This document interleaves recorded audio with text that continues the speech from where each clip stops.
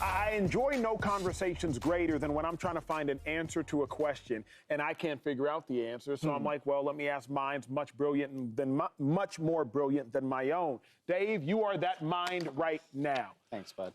Sean Payton, man, he's a quarterback whisperer.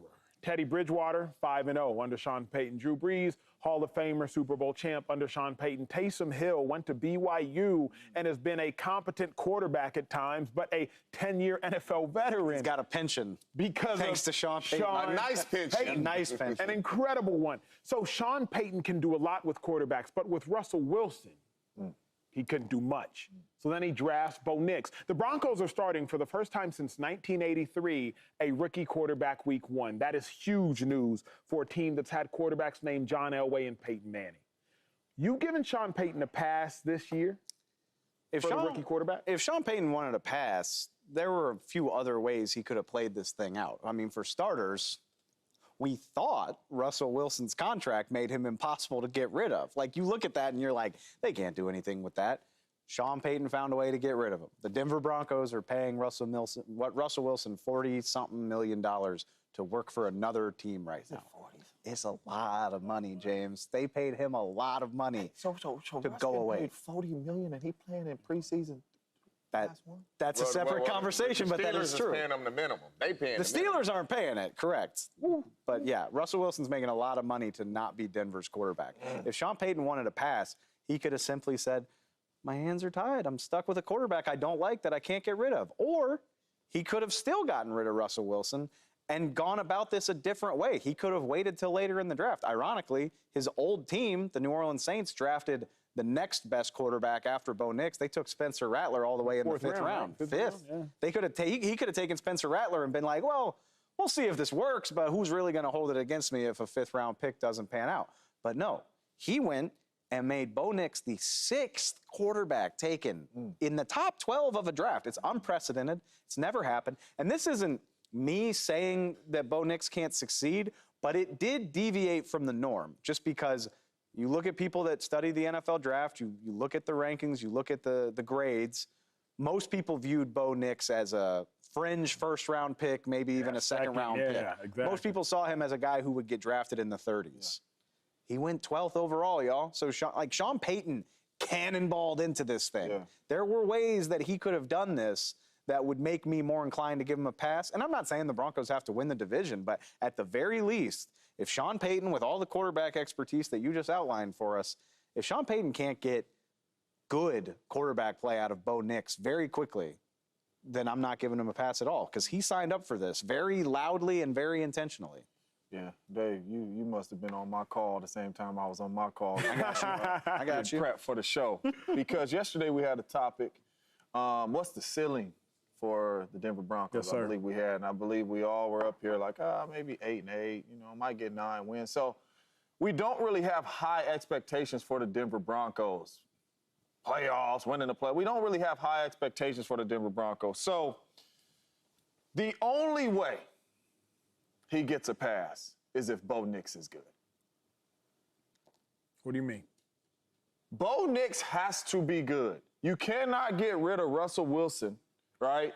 And you cannot be the quarterback whisperer, and you cannot draft a quarterback up high and he's not good. Okay. Right? So if he's good and the defense is bad or something like that. The only person I care about right now is Bo Nix. Got it. That's the only person I care about. So the season and if Sean Payton gets a pass or not is all on Bo Nix. If Bo Nix is legit, you get a pass, Sean Payton.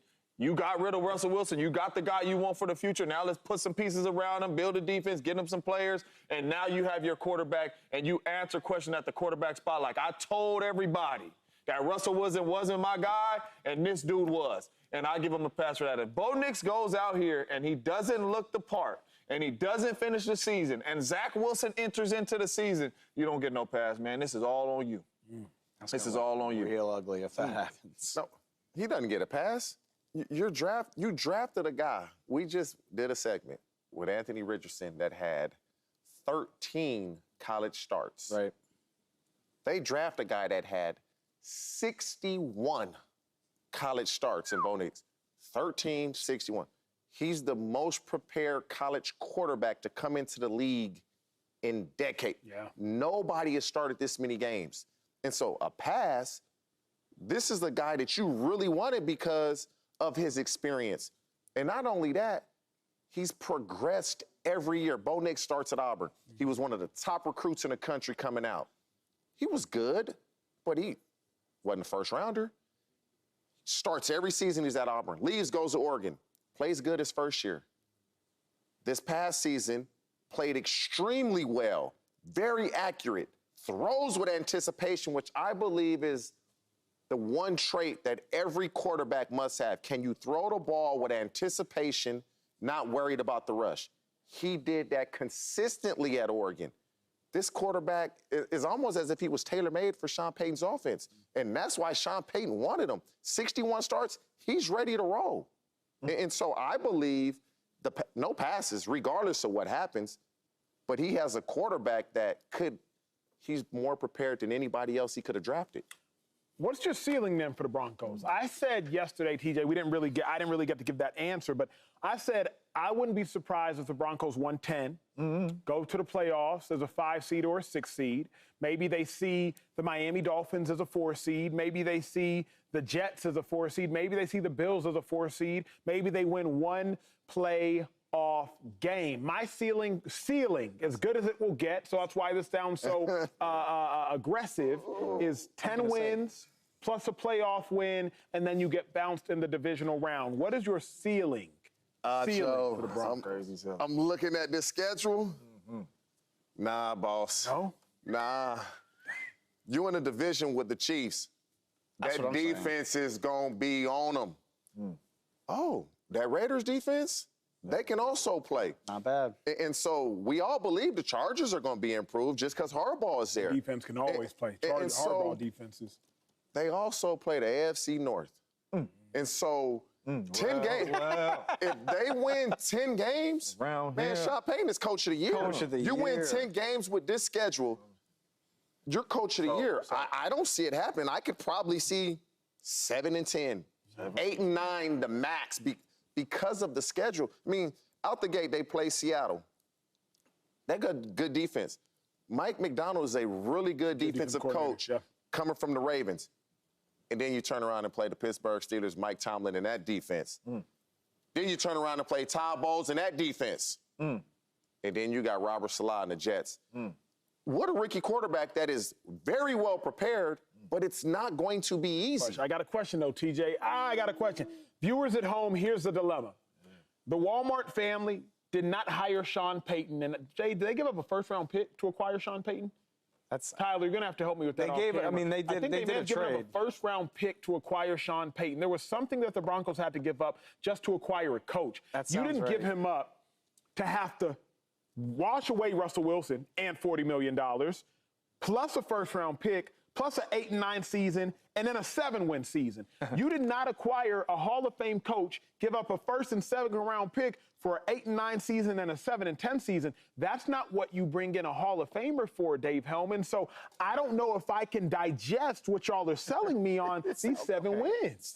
Stop telling me what they did or didn't hire Sean Payton to do. Like, what's the roster? That's it. What is the path to success? I'll meet you halfway. Like, ceiling of all ceilings. If Bo Nix is offensive rookie of the year caliber and just really looks like that dude from day one, if Cortland Sutton has a career year and they get the running game going, defense is all right, I can give you 9-8 and out the playoffs 0-1, or 9-8 and be in the last team out of the playoffs. But I don't see it. Like, nice. I am being nice, James. Quick, who's the next best player on the Broncos defense behind Pat Surtain?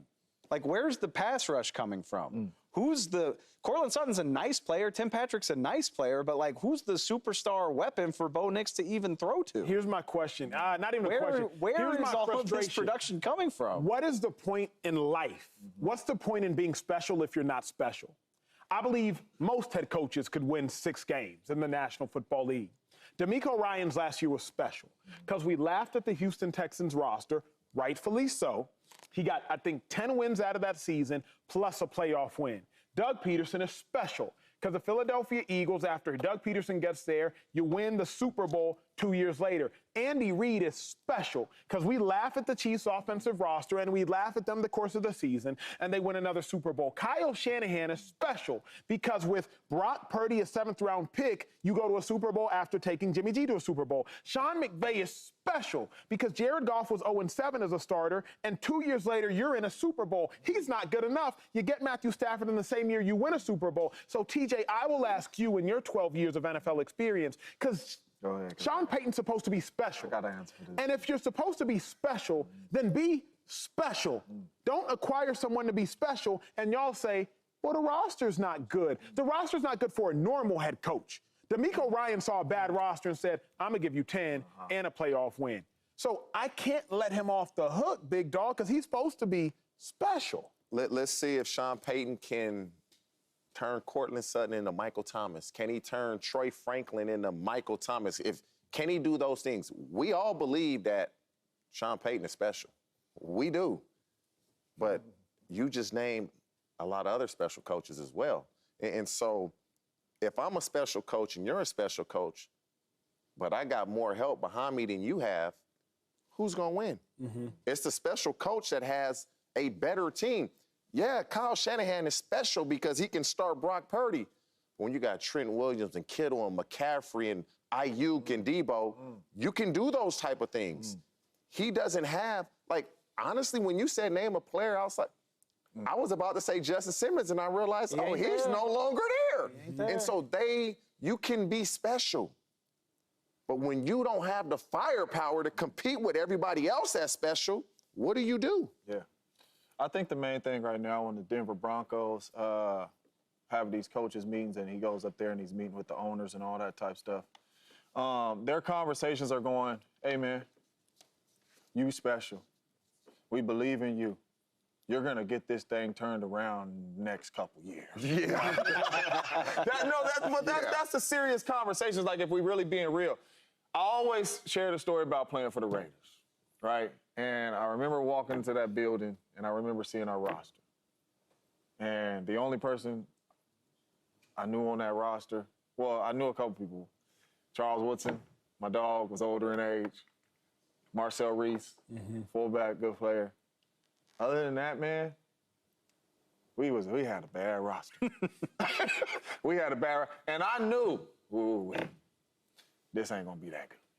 Like, and you go into the games thinking, but you know, roster-wise, even you talk about it, roster-wise, you know, man, we ain't gonna be able to compete. We outnumbered. That's the thing with the Denver Broncos right now. They're outnumbered. You brought up the Houston Texans, really good point. DeMeco Ryan, excellent job. But everybody else had to lay an egg, too. Patrick Mahomes is not laying no egg. Patrick Mahomes is not going to be 8-5 like the Jacksonville Jaguars was and then just not win nothing, right? So you are in an uphill battle with not a lot of talent on your roster. I believe Sean Payton is an excellent head coach. That's why I said the only thing that matters this year is Bo Nix, because you got him, and now let's go make sure we get the receivers. Let's go make sure we get the pass rushers. Let's go make sure we build these type of teams that I had in New Orleans. I think the Denver Broncos will give him time to do that. But right now in these meetings, you special, bro, but you don't got to be special this year. We see it. Subscribe here to get the latest from Speak, and go watch a few segments from our other shows on FS1.